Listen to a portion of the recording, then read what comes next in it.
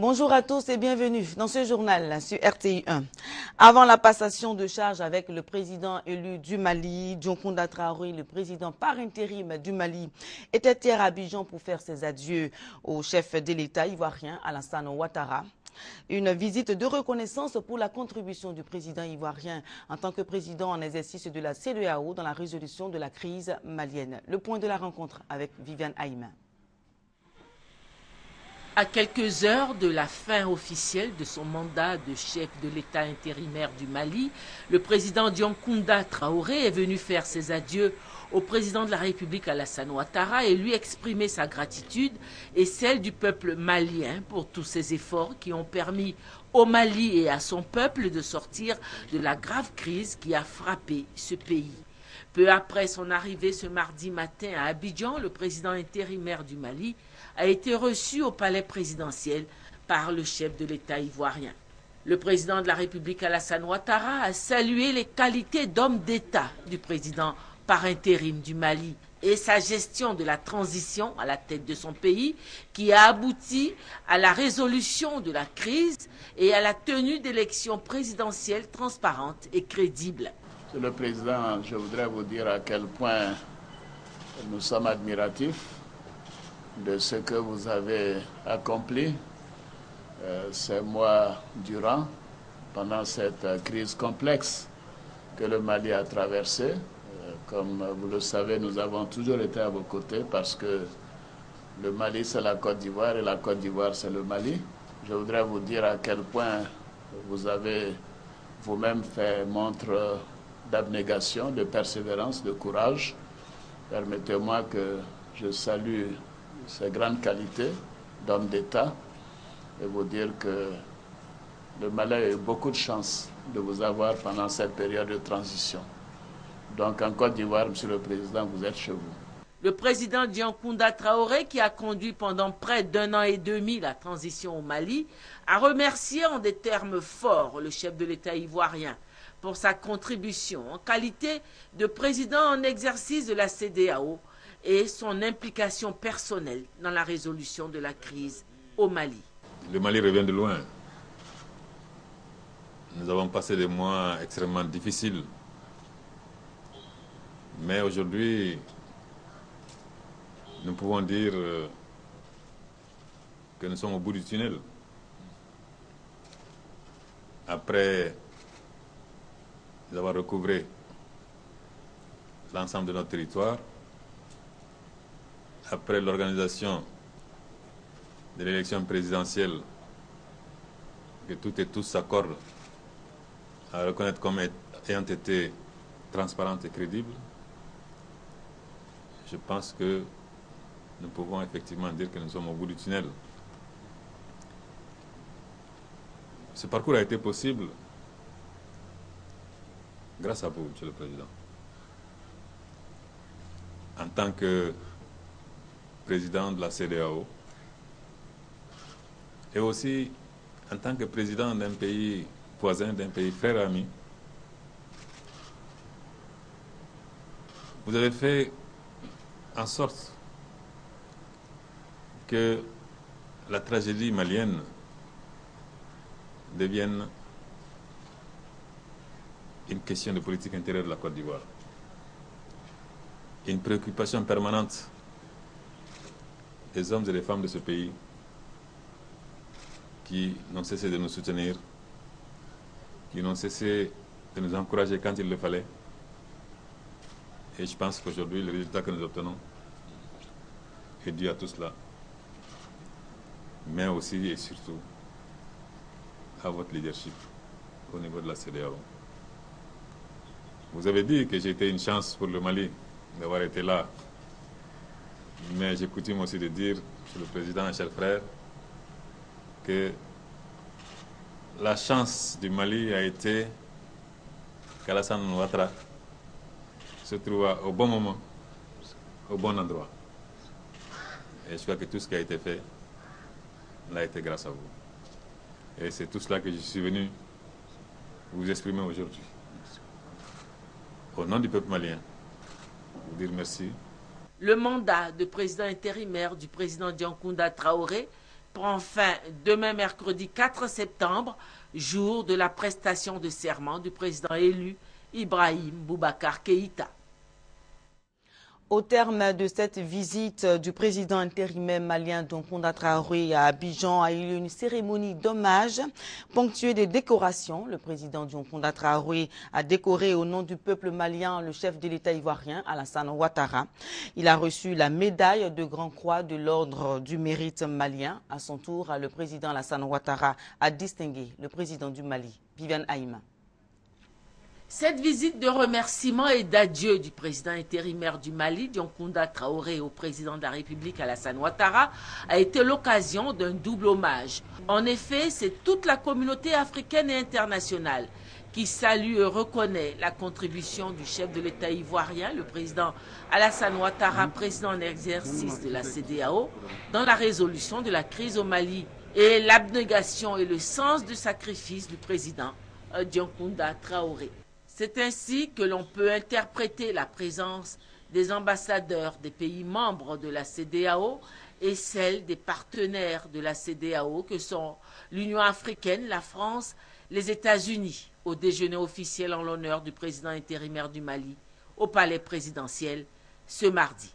En cette occasion, le président Dioncounda Traoré, rendant publiquement hommage au chef de l'État ivoirien, l'a élevé à la dignité de Grand Croix de l'Ordre national du Mali. À son tour, le chef de l'État ivoirien a redit publiquement la grande estime qu'il porte au président Dioncounda Traoré. Il a élevé Grand Croix dans l'Ordre national ivoirien. Visite de remerciement et d'adieu, le président Dioncounda Traoré devait regagner peu de temps plus tard son pays. Bilan positif de l'année académique 2012-2013 des universités. Selon la directrice de cabinet du ministère de l'Enseignement supérieur et de la Recherche scientifique, après un an de pleine activité, la directrice de cabinet a fait le point devant la presse. Elle a annoncé par ailleurs la construction de l'université de Mans. Francis Boifo pour le reportage. L'achèvement des travaux de réhabilitation et l'équipement des infrastructures universitaires, l'identification des étudiants, la sécurisation des documents, la gouvernance des institutions d'enseignement supérieur, la mise en œuvre du système LMD, licence master doctorat, et l'instauration des nouvelles technologies de l'information et de la communication dans les universités publiques. Autant d'éléments pour qualifier le bilan de l'année académique 2012-2013 de positif selon la directrice de cabinet du ministre de l'Enseignement supérieur et de la Recherche scientifique. Mais ce tableau reluisant que présente le professeur Edmé Aboitier contraste avec des dysfonctionnements. Le nombre d'étudiants admis à s'inscrire est inférieur à ceux qui sont dans les fichiers des universités. Nous avons noté que les étudiants formellement identifiés, exclus par arrêté, ont été réintégrés par le biais de FIP et s'inscrivent grâce à la complicité fautive de certains agents des universités. Il a été indiqué aux universités que les 1856 étudiants qui sont exclus par une décision d'arrêté, l'arrêté numéro 254, MES-RES, DGS, du 30 juillet 2012, sont censés n'avoir jamais pu s'inscrire et doivent être retirés des fichiers. Une enquête est d'ailleurs en cours pour situer les responsabilités. Répondant aux questions des journalistes sur le manque de matériel adéquat dans certaines salles de travaux dirigées, la tutelle s'est voulue rassurante. La commande a été énorme, les équipements sont là, on a formé les enseignants, on continue de former et c'est dans toutes nos structures. Pour la rentrée 2013-2014, toutes les dispositions sont prises pour que, effectivement, les enseignements pratiques se fassent. Pour la rentrée académique 2013-2014, les responsables de l'enseignement supérieur annoncent des innovations. Il est prévu en effet de faire fonctionner un groupe de communication qui comprendra une chaîne de télévision, une radio et une presse écrite et qui sera animé par des étudiants, qui sera un puissant outil de communication mis au service de l'enseignement supérieur et de la recherche scientifique. En dehors de Campus Info, c'est également la redynamisation de toutes les activités culturelles et des activités socio-sportives et éducatives des étudiants. Il est également annoncé l'extension des universités de Korogo et de Daloa, la construction et l'ouverture de l'université de Mans en 2014. Quant aux universités de San Pedro et de Bondoukou, la construction est annoncée pour 2015. Bientôt, Guillaume Soro, le président de l'Assemblée nationale, sera dans la région de Lamé. L'information a été donnée par l'association des chefs traditionnels de la région en présence d'un conseiller de Guillaume Soro. Les populations espèrent beaucoup de la visite du président de l'Assemblée nationale dans leur région. Victorine Yaoyobwe. Les populations de la région de Lamé veulent recevoir le président de l'Assemblée nationale sur leur sol. Leur demande, selon Sekongo Félicien, conseiller spécial en charge des ONG et associations, a été acceptée. Guillaume Kibafori Soro sera donc à Alzopé, à Coupé, à Lépé et Yakassé à Tobrou, les 4 départements qui composent la région de Lamé. Nous voulons accueillir le président de l'Assemblée nationale parce que nous voulons que sa visite dans la région de Lamé nous aide à réconcilier les communautés vivant dans la région de Lamé.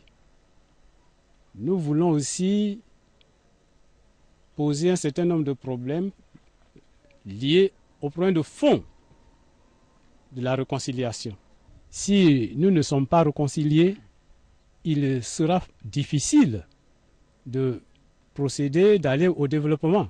Les populations souhaitent que cette prochaine visite du président de l'Assemblée nationale dans leur région apporte des réponses à leurs préoccupations. Cette route que vous voyez, elle mène vers la morgue et elle est vraiment impraticable. Nous avons tous des problèmes pour avoir accès à la morgue. Donc nous pensons que si l'arrivée du président de l'Assemblée nationale ici à Zopé vraiment va nous soulager. Les routes, pour aller dans un village, si il pleut comme ça, là, tu ne peux même pas aller au village. Tu sors, tu prends la voiture, on dit on ne peut pas aller. Tu es obligé de prendre moto, si ce n'est pas prudent. Un peu seulement il y a accident. Présentement dans la région de Lamé, nous avons au moins 4 séries, mais vraiment l'emploi n'est pas suffisant pour la jeunesse. Nous avons beaucoup de difficultés pour avoir du travail. D'autres régions de la Côte d'Ivoire attendent également de recevoir le président de l'Assemblée nationale pour donner un coup de pouce à la réconciliation et au développement dans ces régions. La 13e édition de Clap Ivoire, lancée hier en présence du ministre de la Culture et de plusieurs réalisateurs africains. Plusieurs films sont en compétition, notamment La Petite Noura de l'Ivoirien Konan Kofi Sylvain et le documentaire Kola, la noix aux 1000 vertus de Koulibaly Seydou. Plusieurs réalisateurs africains participent à cet événement culturel. L'actualité dans le monde est dominée par la crise syrienne. En France, Paris avance des preuves. Assad menace et la France continue d'apporter des preuves pour convaincre le Parlement français du bien fondé d'une intervention en Syrie. Regardez. Pour couper court aux doutes et atermoiements de personnalités politiques de la droite, voire de sa propre majorité, le chef du gouvernement français a réuni lundi durant 2 heures des parlementaires de tous bords pour clarifier la stratégie suivie par François Hollande. Document secret déclassifié à l'appui et rendu public par la même occasion, Jean-Marc Ayrault leur a présenté une synthèse imputant une nouvelle fois la responsabilité de l'attaque chimique du 21 août à Bachar el-Assad.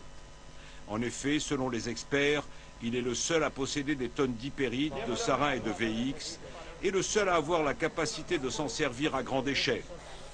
Par ailleurs, les documents vidéo tournés par des médecins de la rébellion ou des civils, authentifiés et certifiés par les services français, ne laissent aucun doute sur la nature des armes utilisées. À l'issue de sa présentation, Jean-Marc Ayrault a confirmé le choix stratégique du président. La France est donc déterminée à sanctionner l'usage de l'arme chimique par le régime de Bachar al-Assad et de le dissuader d'y recourir à nouveau par une action ferme et proportionnée. Il n'est pas question pour la France d'agir seule. Le président de la République continue son travail de persuasion pour réunir, dans les meilleurs délais, une coalition. Jean-Marc Ayrault a précisé que le débat de mercredi au Parlement ne serait pas suivi de vote et que François Hollande prendrait sa décision une fois la coalition mise sur pied. Dans un entretien accordé au Figaro, Bachar el-Assad a rétorqué que la France était hostile au peuple syrien et que cela aura des répercussions négatives sur ses intérêts. Il en a profité pour élargir la menace à toute la région, affirmant que le chaos et l'extrémisme s'y répandront en cas de frappe. Et voilà, mesdames et messieurs, c'est la fin de ce journal. Merci de l'avoir suivi. Plus d'infos sur rti.ci. Donc voilà, Baba. Oui, Gabriel Zani. On va dire quoi? En dehors des images de Syrie, en provenance de Syrie, il n'y avait que de bonnes nouvelles, n'est-ce pas? Il n'y avait que de bonnes nouvelles ce matin. Oui, je crois, dans l'actualité. C'est vrai que c'est